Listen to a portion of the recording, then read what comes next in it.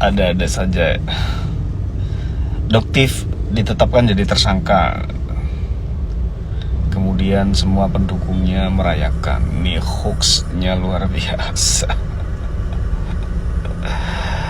Ya, pertama video itu bukan berkaitan dengan penetapan tersangka. Ya, ada saya di sana ya. Itu berkaitan dengan putusan Syahrul ya di PN Malang.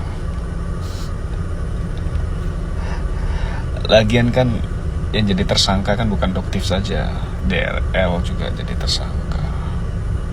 Dan bahkan ancaman hukumannya lebih berat ya. Ya kita lihat saja nanti ya, biar dua-duanya bertarung ya. Ya harus dijalanin konsekuensi hukum itu. Tapi nanti akan dilihat siapa yang memenangkan pertarungan berkaitan dengan persoalan perskinkeran ini.